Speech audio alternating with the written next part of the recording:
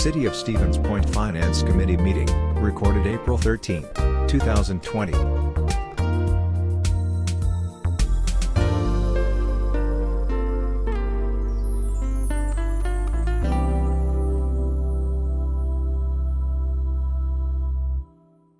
Get rolling here because it's almost 6 o'clock by my calendar. Welcome everyone to our first installment of the Zoom standing committees. I just want to remind everybody, please keep your phones or computers on mute until you are ready to speak. The chairperson, I will also be monitoring the chat. So if you have a question, you can send it into the chat and I will relay it to the chairperson. I will be what we call moderating the meetings today because I'm here at the community room and the police department started the meeting, and I am also filling in for our clerk, Carlin Krautkramer, who is on the very last stretch of a very chaotic, confusing, and hectic April election. She is working with people counting the absentee ballots and doing the final canvassing, so we should have results later this evening. I want to thank all those volunteers and poll workers that are coming in on a Monday, maintaining their social distancing, got some personal protection equipment for them, counting up almost 500 absentee ballots that came in since last Tuesday. Postmarked correctly, but they came in since last Tuesday. So that's a bit alarming. With that, I will turn it over. First up is finance. I will turn it over to Chair President Johnson. Thank you, Mr. Mayor, and forgive my, excuse me, a little bit of a cough. I took a drink before, and it went down the wrong pipe, as they say. So it is 6:02 on the 13th of April, and we'll call the meeting to order for the Finance Committee.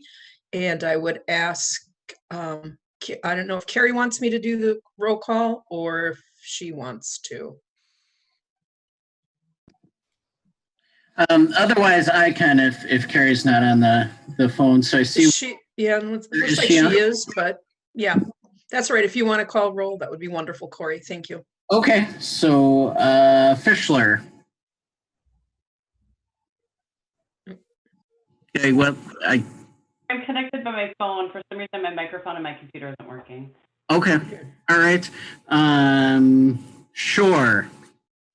Here. Morrow. Here. All right, and we already have Alder Johnson.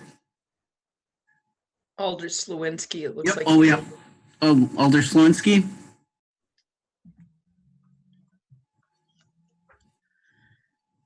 If you're on mute, unmute yourself. Mm-hmm.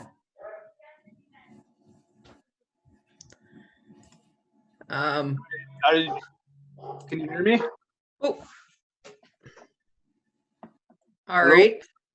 Yep. Jeremy? Yes. You're with us? I'm here. Okay. And I need to just step up and shut the door.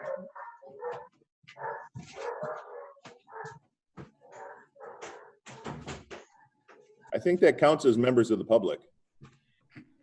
Yes, that's two dogs watching another dog walk by on the sidewalk. So my apologies to members of the public and my colleagues. Crazy, crazy, crazy. Okay, we are called to order, and our first order of business is funding for disposal and replacement of firefighting foam containing PFAS. And unfortunately, this has become a big part of my life recently because the PFAS issues affects solid waste considerably.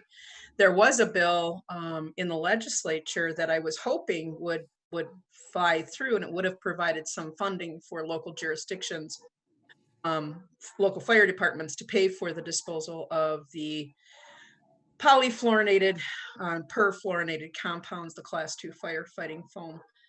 Unfortunately, that bill was set aside in the Senate and it never made it past to a floor hearing. So the funding now to eliminate class 2 firefighting foam containing not so much the PFAS, but PFOAs, the more egregious of these persistent organic pollutants, now rests on local jurisdictions to pay for that.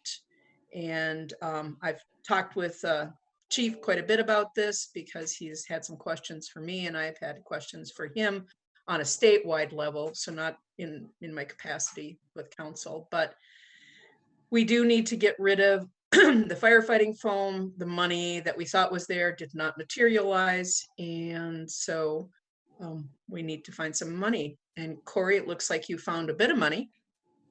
Yes. So for the funding, basically the total expense is a little over $15,000.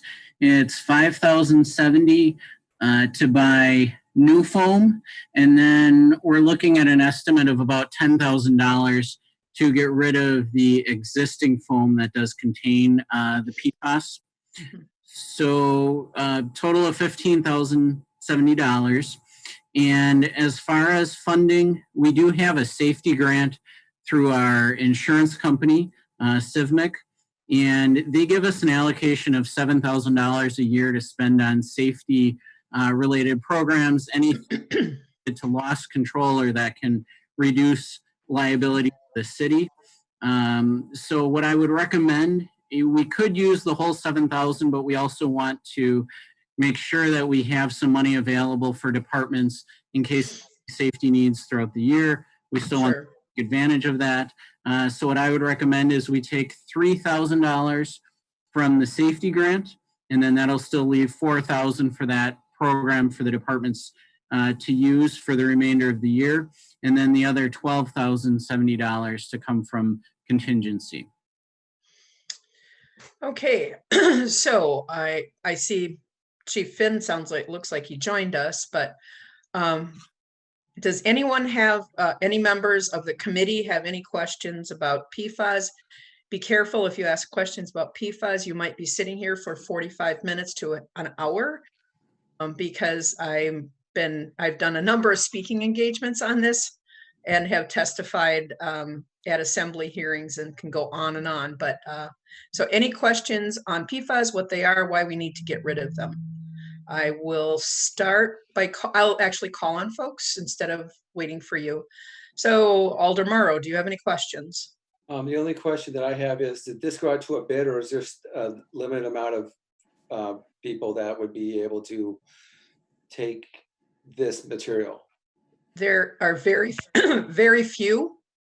We'll be lucky to find someone to take it.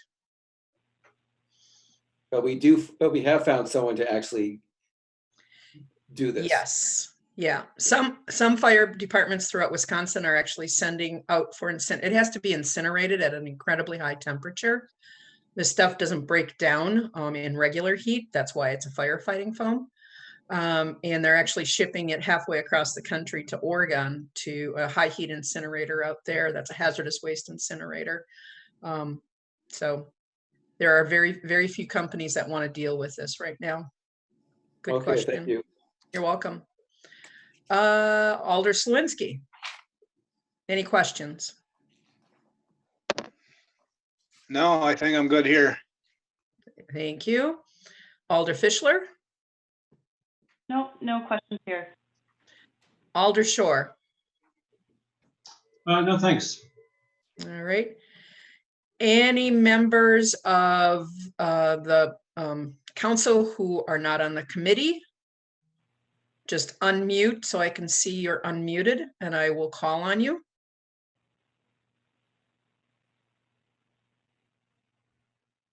All right. Any members of the public who wish to comment, unmute yourself.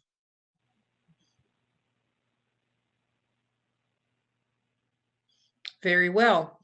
I would entertain a motion to address this issue. I've moved to approve it. And second it. Move as presented by Comptroller Treasurer. Yes. All right. There is a motion on the floor to approve the funding of this per the memo as laid out by the Comptroller Treasurer. Is there a second? I'll second that. Second by Alder Slawinski. All those in favor, please say aye. Aye. Aye. Aye. Aye. Anyone opposed? No. Abstentions? Motion carries.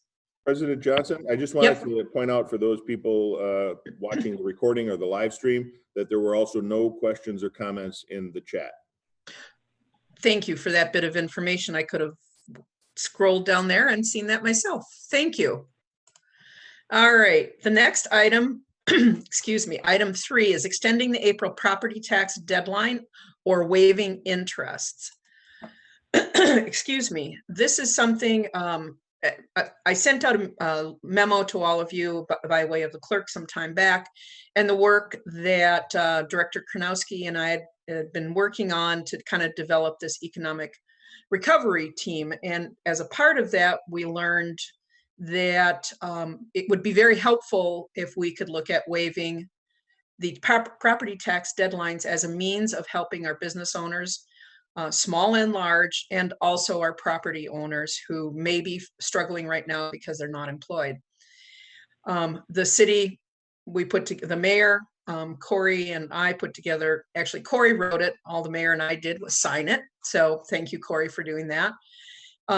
Basically asking the legislature to consider this. It was within 2 days of our sending that. I don't know if that happened because of us, but I know that taxing jurisdictions across the state of Wisconsin indicated that this was something that they were looking at too, that we need to give people time to adjust to this new norm, and extending those property tax deadlines would do just that. We're not saying don't pay. What we're saying is we'll give you some time. Because this is statutory, we would need to have a piece of legislation to be able to waive that. And in fact, Senate Bill 926 would do just that. Senate Bill 926 is now being considered in the Assembly in a possible extraordinary session. So the whole idea of this information before you now is about us being ready should that bill actually make it through an extraordinary session, and that would be extraordinary in and of itself. And if that happens, we want to make sure we've got everything in place from a sort of infrastructure structures perspective, and then also the opportunity to waive those penalties if people find themselves in a really tough jam. The last thing I think we want to do is be an extra burden to them, and rather we want to be a partner because we're all kind of doing this together. So Corey, did you have anything you wanted to add to that? You know, I think the only thing to add is, as far as how late we could extend it, we only taxes through the end of July and a few days in the beginning of August, and then taxes do get transferred over to the county. So as far as what's within our purview, what we would be looking at is taking that April deadline and extending that basically as far as July 31st, which is when the third installment is due. That's what we could do. And then as far as any questions, could we extend it any further than that? That would fall under the county's purview because it's really their it's their process at that Right. point. So just to be aware of that as far as what we could potentially have the flexibility to do. And then I think, like Alder Johnson said, you know, we're still waiting to see what the state is going to do, what they'll allow us to do, what that piece of final legislation is going to look like. Right. So I do want to emphasize that whatever we do now is really just putting us in a position to implement some kind of an extension if the state legislature allows us to do so. Right. Thank you, Corey. And I have asked to the county executive and the county board chair to consider doing just that, looking at possibly adopting at least a framework for extending those deadlines and waiving penalties. The last email I had was with the county executive. He said he was going to look at some of the issues associated with that. But again, what I think is really nice is that this economic recovery team is working really on a regional basis, you know, including not just the city, the county, Village of Plover, and businesses, so that sometimes it doesn't make it any better that you have a lot of partners in a bad situation. But boy, it's really sucky if you're in a bad situation by yourself. So I'm proud of the work that we've been doing. The mayor, Corey, Director Kanowski, this has really been a great effort. So if we can build this framework and be a part of helping people's lives, I think it's really important. So I'll start with the committee members, and I will call you by name. Director Alder Shore. Thank you. So just to confirm, does this mean that without the legislation, we will have no ability to waive penalties? No. So that's why we really need legislative support. Interestingly, SB 926 is introduced by 2 Republicans in Southeast Wisconsin. That gives me some hope that it could possibly make its way through committees or go directly to joint finance, which would be the best place for it. So, yeah, Mayor. Madam Chair, and Corey, correct me if I'm wrong, or Logan, jump right in. So it's my understanding that the council, the city council, this body that we have here, is allowed to make some modifications to our ordinances which require that April installment. So we could forego penalties and interest on this second payment. Now, if you didn't make your January payment, that's still going to be penalized. But we have the ability to move that April payment, forego any interest or penalties to the July 31st deadline, which is imposed by the state. Anything beyond July 31st will require state action. And I was on the phone with the Department of Administration today to make sure that they got our letter, and B, that they heard a voice literally telling them that they need to do this. Does that answer your question, Alder? Well, if I could just hop Go in. ahead. Yep. So actually, we're allowed to decide whether we want 2 installments or 3 installments, or we could even have 4 installments. However, you have to actually make that decision. I believe it's before August 15th of the year. Yeah, the year before. Sorry. So at this point, because we are past that, under current legislation, we do not have the ability to do that. We do not have the ability to move that April installment date to July or to waive the interest. We would need the state legislation in order to do that. Yep. That answer your question, Alder Shore? Thank you very much. You're welcome. Alder Fischler, any questions? Comments? Sure. Do we know when a potential, when it would be talked about in the Senate floor, or is there anything that has been on the agenda for this? I have not seen anything from Leader Fitzgerald's office at all for the Senate. The notice that I did get about 4 o'clock this afternoon said that the Assembly, so Speaker Voss, is considering an extraordinary session to take up a number of COVID-related bills, with this being one of them. Now, whether it's going to be a separate Assembly bill or they'll just take the language of the Senate bill and kind of say and put an Assembly bill number on it, I don't know. So it's really up in the air, but I hope it happens sometime soon. Does that answer your question? Yes, thank you. You're welcome. Alder Slawinski.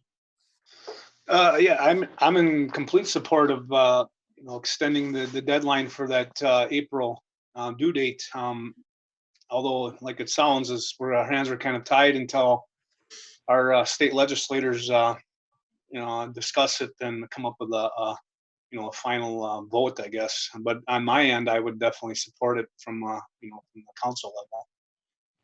Right, thank you. Alder Morrow. I don't have any comment. Everything's been asked and answered. All right. The other alders, if you wish to say something, unmute yourself and I will call your name.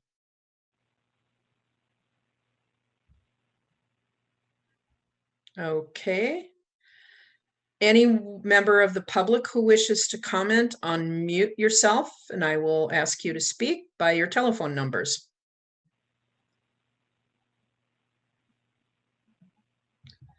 All right, no one unmuted themselves and no members of the public and no members of council unmuted themselves. So therefore there's an assumption there were no further questions. Any comments on the chat? Nope, no comments on the chat. Ladies and gentlemen, or lady and gentlemen, what is your wish as far as action on this item? I'll move approval. Okay. I second. There is a motion by David Shore, Alder Shore, and a second by Alder Morrow. Any other discussion?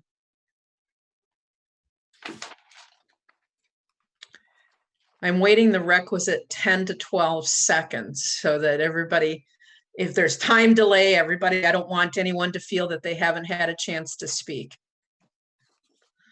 This is important stuff, and I hope we have action on it down in Madison, and I just so appreciate all of you supporting it as well. So all those in favor, please say aye. Aye. Aye. Anyone opposed? No. Abstentions? Motion carries. Thank you very much. Next item on the agenda is, I believe, approval of the claims paid. I would entertain a motion to approve the claims paid or take I a will- motion on it. Yeah. I will move for I'll second. claims paid. All right. That was Alder Slawinski with the motion, and the second goes to Alder Fischler. Any discussion, questions for the comptroller treasurer on the claims? I had one question, and I don't know if Corey, you know the answer, and maybe the mayor does, and it's for the raise orders that were those, we paid $50 each to Outagamie County on those. Is that because the gentleman who owns the mobile home court lives in Outagamie County? That's correct. Sorry, Corey, I'm going to jump in here. Okay. The registered agent for the gentleman who owns Four Seasons, his attorney or the registered agent's office is in Outagamie County. Okay. And so in order to serve those raise orders, we had to have the Outagamie County Sheriff issue those. All right. I thought that was the case, but I just wanted to make sure I understood that. Thank you, Director. All right. Any members of the committee have any questions? It doesn't look like you do. Any of the alders have any questions on the claims paid? Please unmute yourself and I will call your name.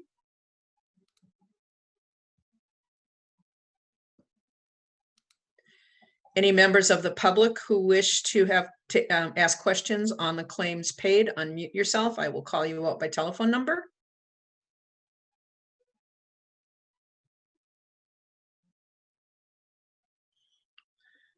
Very well. There were no comments from either the alders or from the public or on the chat box.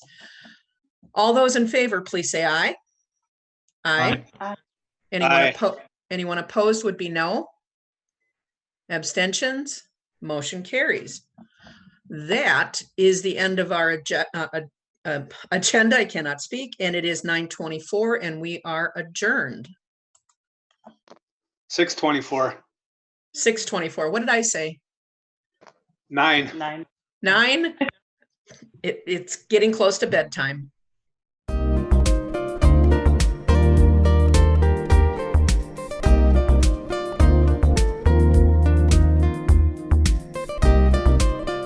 Videos of these meetings are available for viewing on the city's website, stevenspoint.com/videos.